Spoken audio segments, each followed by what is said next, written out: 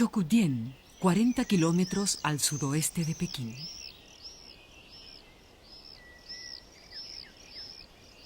Hace más de medio siglo se inició aquí una de las mayores excavaciones arqueológicas en la historia de la humanidad. Un grupo de científicos destacados demostró entonces, por medio de hallazgos fósiles, que antaño vivió un hombre primitivo en el norte de Asia. Hoy, con el propósito de iniciar un nuevo viaje a la prehistoria, uno de aquellos científicos regresa al lugar donde se encontraron restos fósiles del hombre de Pekín. El profesor Jia Lampo, paleontólogo, es el único sobreviviente de aquellos científicos que andaban en busca del hombre de Pekín hace más de medio siglo. Cuando se iniciaron los trabajos de excavación-búsqueda en 1921, el objetivo era otro muy diferente. Jia Lampo y sus colegas buscaban huesos de dragón.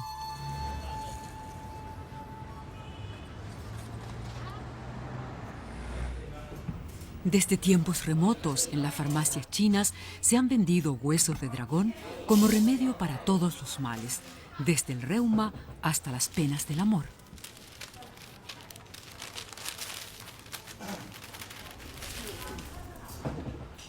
La ciencia ya sabía desde hacía tiempo que aquellos huesos de dragón eran en realidad restos petrificados de animales prehistóricos, pero era lógico suponer que lugares donde abundaban tales fósiles podían guardar tesoros arqueológicos muy diferentes.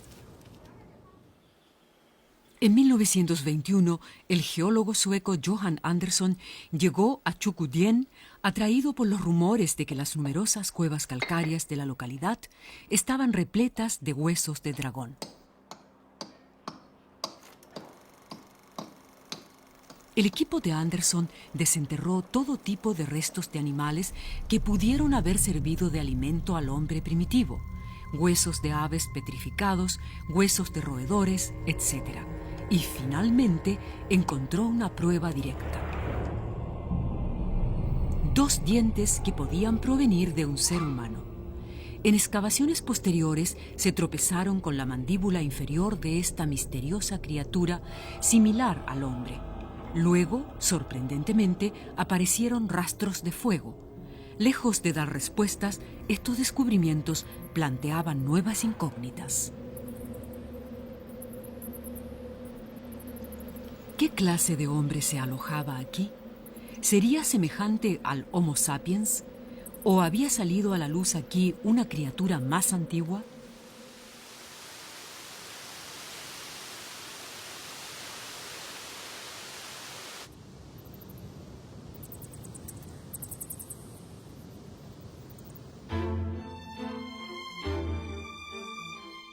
Aunque los expertos aconsejaban prudencia, Andersson le envió los huesos al doctor Davison Black, un famoso antropólogo y aventurero. Tras una investigación a fondo, Black declaró que, sin duda, los huesos no provenían de un ser humano o, en todo caso, no de un Homo sapiens. En su opinión, podía tratarse de una especie completamente nueva y muy peculiar. Y la clasificó como el hombre de Pekín.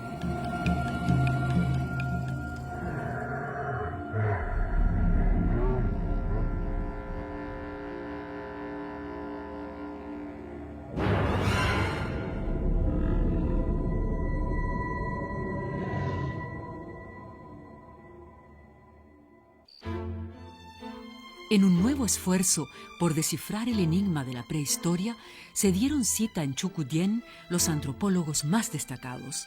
Entre ellos figuraban personalidades famosas como el sacerdote francés Talleyrand de Chardin y el chino Pei Wenzhong. Juntos se dieron a la tarea de buscar pruebas que corroboraran la hipótesis de Black o la descartaran de una vez por todas. Estaba en juego algo más que la vanidad de unos científicos. Sobre el banco de pruebas se hallaba una nueva teoría de la evolución del hombre, una teoría que colocaba a China en el centro del tema del origen del hombre. Pei Wenzong hizo el siguiente hallazgo histórico en 1929. Los excavadores tropezaron con un estrato que contenía más fósiles que todos los anteriores. Aparecieron mandíbulas de hienas y de perros salvajes.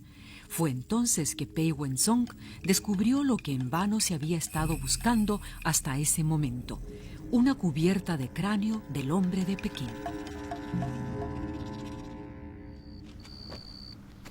我把这一块挖走了之后啊，才露出这个洞穴来。原来以为是2个洞穴，现在后来才。El profesor Jia Lampo aún recuerda perfectamente la fiebre de caza que se apoderó de todos. Poco a poco fui comprendiendo de qué se trataba. Primero encontramos un diente, luego una mandíbula. Y mientras más hallazgos hacíamos, más nos excitábamos. Llegó un momento en que acabamos por perder la compostura en aquella búsqueda.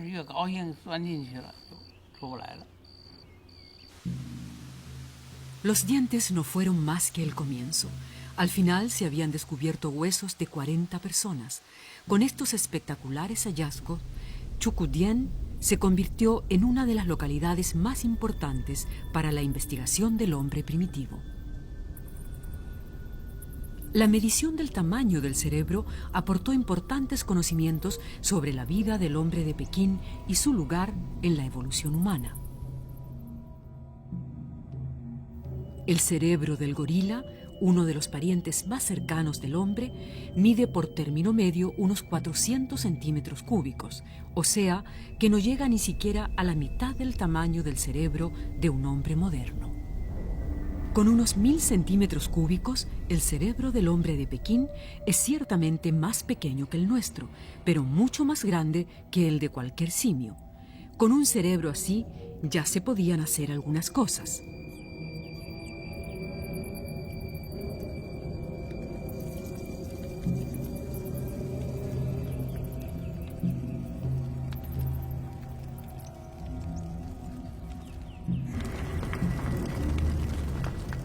Sus aptitudes le otorgaban una ventaja decisiva con respecto al entorno hostil, y puesto que dominaba el fuego, el hombre de Pekín podía emigrar a regiones más frías.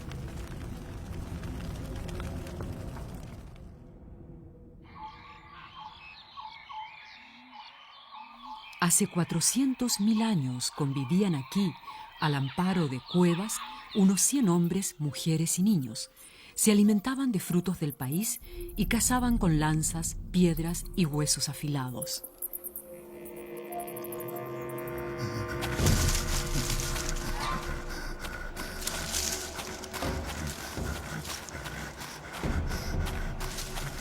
La vida era una ininterrumpida búsqueda de alimentos y una permanente y desesperada lucha contra los peligros de la selva, contra animales salvajes como el tigre y el oso.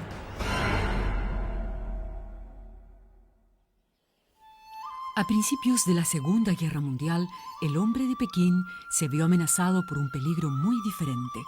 Los restos petrificados de 44 ejemplares de Homo pekinensis encontrados en Chukudien debían ser enviados a Estados Unidos para su protección. Con ese fin fueron despachados en un tren, pero se perdieron en la confusión de la guerra.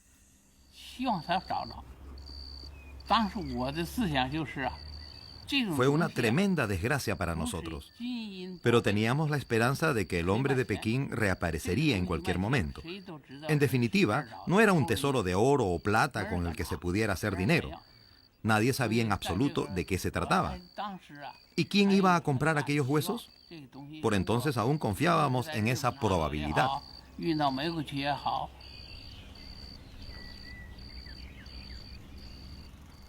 De esta manera, lo que se había logrado sacar a la luz en 20 años de infatigable búsqueda fue víctima de la guerra.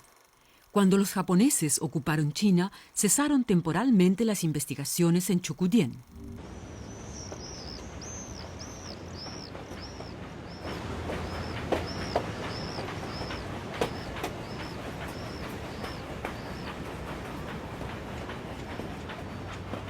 Los trabajos arqueológicos en la localidad no se reanudaron hasta 1949.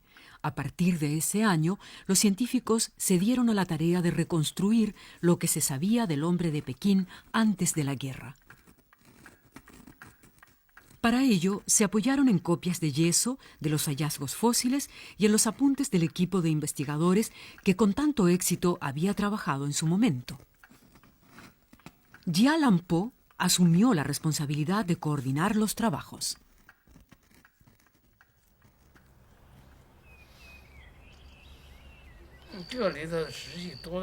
Ha escrito 10 libros sobre el hombre primitivo. Aunque ya se jubiló, no ha dejado de sentir la misma fascinación por el hombre de Pekín, en cuyo descubrimiento participara. Sigue buscando el diálogo con otros paleontólogos como Cai Bin-chi, actual director del museo instalado en el sitio del hallazgo del hombre de Pekín.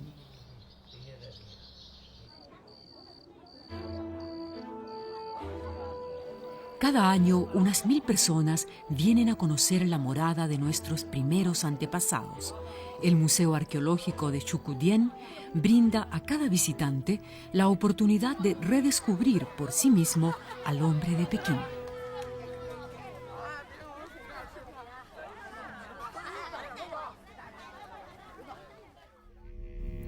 Aún no han sido descifrados todos los misterios de nuestro origen, pero el hombre de Pekín nos permite echar una ojeada al oscuro pasado del que surgimos.